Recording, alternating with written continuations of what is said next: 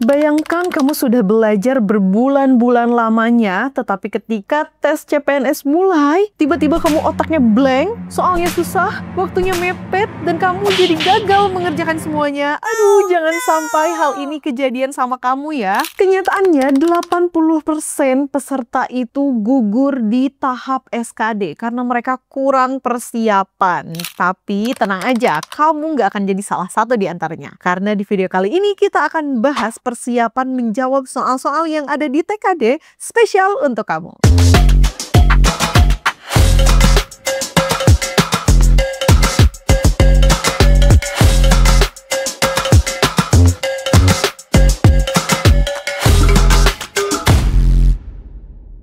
Sebelum kita masuk, kamu perlu tahu nih, banyak peserta yang merasa percaya diri sebelum dimulai tes. Tetapi begitu melihat soal, mereka kelimpungan, mereka bingung karena soal TIU nih biasanya yang sering menjebak. Atau ada juga soal TWK yang butuh hafalan banyak. Hingga TKP yang penilaiannya itu tidak bisa ditebak. Jadi banyak dari mereka kebingungan karena tidak tahu strategi menjawabnya seperti apa. Sebetulnya simple dan kamu bisa menggunakan pemahaman ini untuk dasar belajar kamu mencari strategi yang paling tepat. Kalau untuk TWK itu memang sulit karena butuh pemahaman yang mendalam. Jadi selain hafalan, kamu juga perlu mendalami apa aja yang ada di TWK. Contoh Pancasila, Undang-Undang Dasar 1945, dan juga konstitusi pemerintahan dan lain-lain. Kemudian kalau TIU biasanya ini bikin pusing karena logika yang rumit. Jadi biasakan diri dengan mengerjakan soal-soal yang mengharuskan penalaran logika yang rumit juga. Kemudian untuk TKP sebetulnya terlihat mudah, tetapi banyak orang yang terjerumus dari jebakan-jebakan soal yang biasanya muncul di tes. Jadi pahami ya strategi-strategi dalam menjawabnya. Tapi tenang aja, kamu bisa menghindari nih kegagalan-kegagalan tersebut dengan persiapan yang matang dan juga pemahaman yang mendalam. Di video kali ini kita akan bahas berbagai contoh soal beserta dengan pembahasannya. Jadi simak video ini sampai akhir ya. Di sini terdapat soal ya teman-teman. Dalam sistem demokrasi di Indonesia, rakyat memiliki kedaulatan tertinggi. Namun dalam praktiknya kedaulatan rakyat disalurkan melalui berbagai atau ada lembaga-lembaga negara yang memiliki kekuasaan masing-masing. Berdasarkan konsep ini, kedaulatan rakyat dalam sistem pemerintahan Indonesia diterapkan melalui, nah ini artinya yang dipertanyakan adalah bagaimana sih kedaulatan rakyat ini diwakili atau diwakilkan oleh lembaga-lembaga negara. Nah, kita lihat dari opsi yang A. A. Pemilihan langsung oleh rakyat terhadap presiden dan kepala daerah. Ini jawaban yang tepat ya teman-teman. Oke, kita tandai dengan hijau.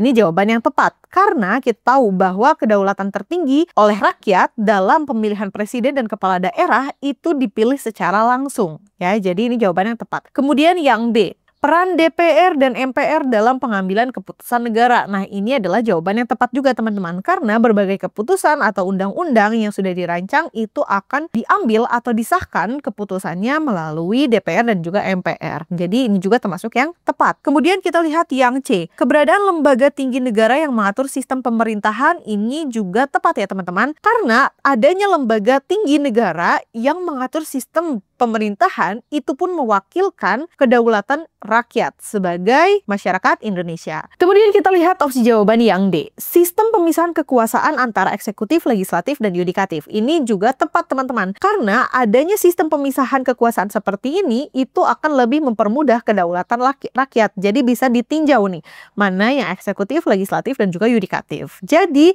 dapat kita simpulkan bahwa seluruh opsi di atas merupakan bentuk penerapan kedaulatan rakyat. Jadi jawaban yang tepat adalah yang E. Mari kita bahas soal kedua teman-teman. Di sini ada pertanyaan ya. Jika suatu amandemen UUD 1945 dilakukan untuk membatasi kekuasaan presiden agar tidak dapat menjabat lebih dari 2 periode, maka perubahan tersebut mencerminkan prinsip. Nah, di sini kita harus tahu dulu nih teman-teman.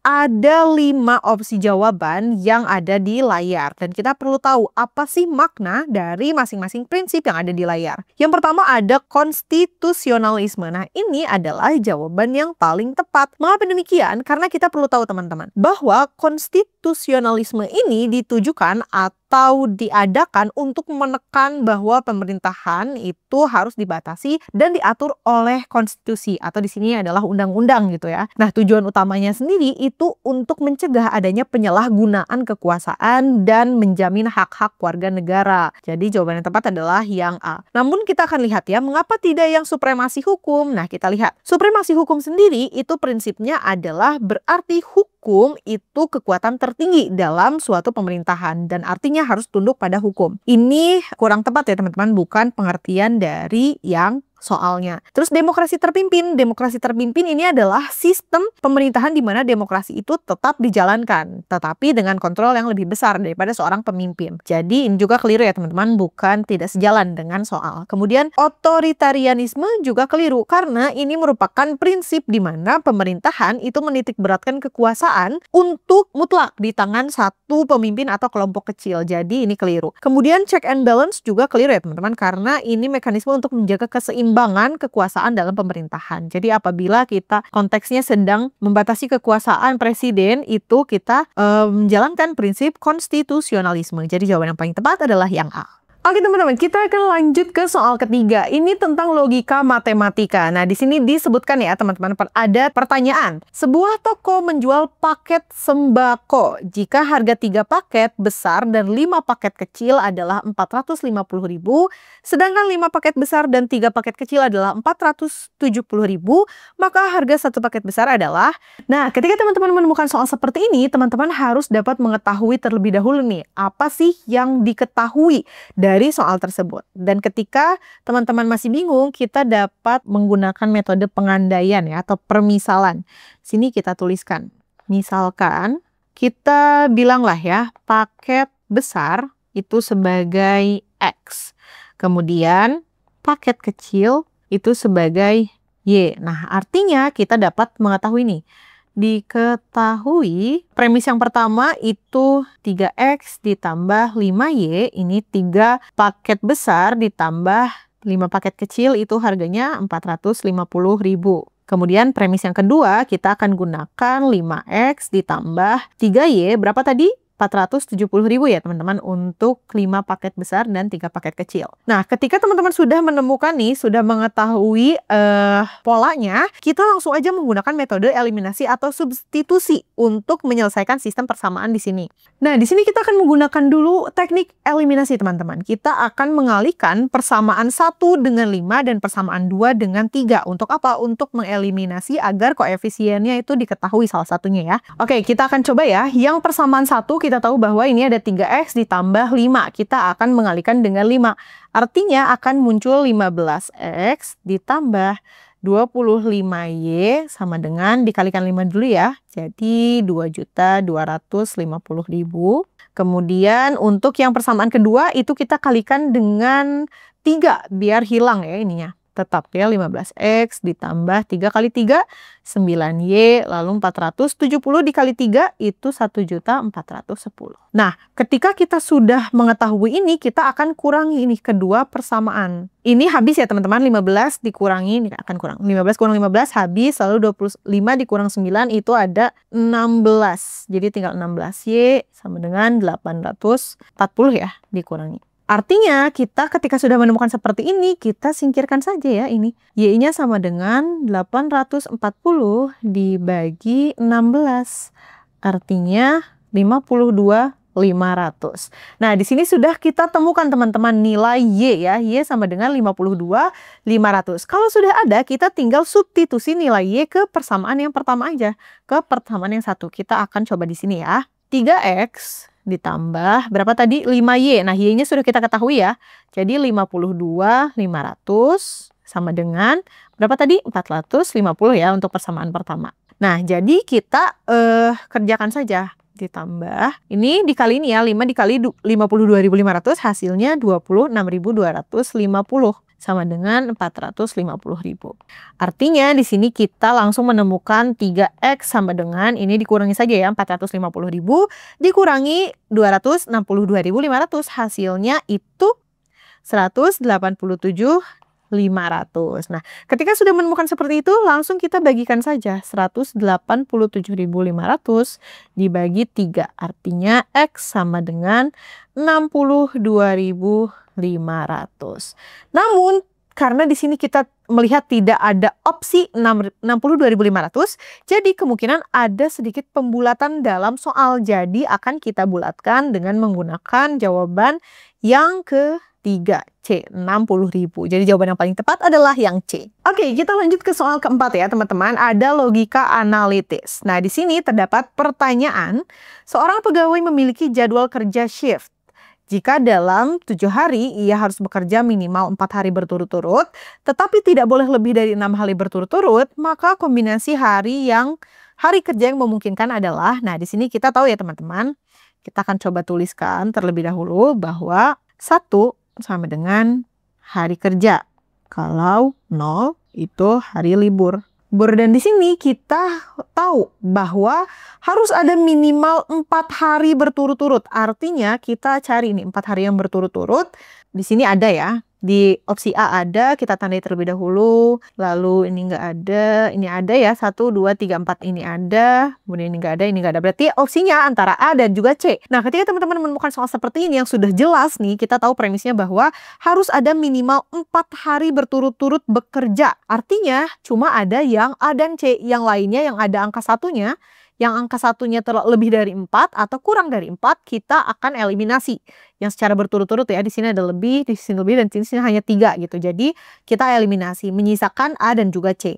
Nah, kemudian kita tahu teman-teman bahwa tidak boleh lebih dari 6 hari berturut-turut bekerja. Nah, kita lihat ya, apakah jawabannya yang A atau yang C? Yang C, 1, 2, 3, 4, 5 juga gitu. Artinya ini tidak lebih dari 6 gitu. Tapi gimana sih cara kita menentukannya? Kita lihat yang paling akhir. Karena ini yang A itu paling akhirnya 1, otomatis dia akan berurutan lagi, berturut-turut lagi ke 1 lagi. Jadi ini misalnya kita anggaplah ini minggu pertama. Jadi ketika melanjutkan ke minggu kedua, dia akan gini lagi. 1, 1, 1, 1, 1, 0, 0, 1. Artinya di sini akan ada lebih dari 6 hari berturut-turut kerja gitu. Jadi kehitungnya bakal ada 6 hari. 1, 2, 3, 4, 5, 6 gitu. Akan ada 6 hari berturut-turut. Maka dari itu kita harus pilih yang C. Karena di sini yang C-nya 0. Jadi jawaban yang paling tepat adalah yang C. Nah, ini adalah soal yang terakhir ya teman-teman, soal kelima. Terdapat pertanyaan, seorang rekan kerja meminta bantuan Anda untuk mengerjakan tugasnya karena dia mengalami kendala keluarga yang cukup berat. Sementara itu, Anda juga memiliki tugas penting yang harus diselesaikan. Apa yang Anda lakukan? Nah, ini merupakan soal yang menguji nih, bagaimana kemampuan teman-teman dalam menyikapi suatu persoalan. Nah, ketika teman-teman menjawab soal seperti ini, pastikan teman-teman menunjukkan sikap empati. Oke, dan di sini kalau misalnya kita lihat, yang A memang menolak secara halus karena tugas sendiri lebih penting, itu tidak menunjukkan rasa empati ya teman-teman, jadi dapat kita eliminasi.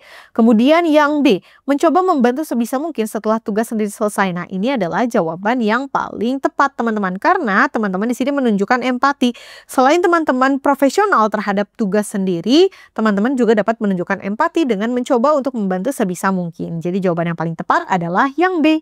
Nah, itu dia teman-teman, contoh soal yang biasa muncul di TKD CPNS. Gimana? Mudah kan? Dengan memahami berbagai contoh soal seperti itu, kamu akan mendapatkan berbagai macam benefit yang bisa kamu gunakan dalam mempersiapkan diri menyambut tes CPNS. Di antaranya, kamu akan lebih siap dalam menyambut ujian, kemudian kamu tidak akan mudah terjebak pada soal-soal yang mudah tapi dibuat rumit. Dan yang terakhir, kamu akan mengetahui strategi yang paling tepat berdasarkan pola dan juga format soal yang kamu jawab selama tes. Ingat ya, persiapan yang baik menandakan peluang lolos yang semakin besar. Jadi, yuk mulai latihan dari sekarang. Tapi, kalau kamu bingung mau di mana lagi sih belajar atau mencari latihan-latihan soal seperti itu, tenang aja, kamu bisa dapatkan semuanya di aplikasi Jadi ASN yang bisa kamu download di App Store dan juga di Play Store. Di sana, kamu akan mendapatkan latihan soal yang banyak dengan simulasi dan juga materi yang dibahas secara komprehensif. Selain itu, ada juga live class bersama tutor profesional. Jadi, pastikan kamu mendapatkan semuanya hanya di aplikasi Jadi ASN.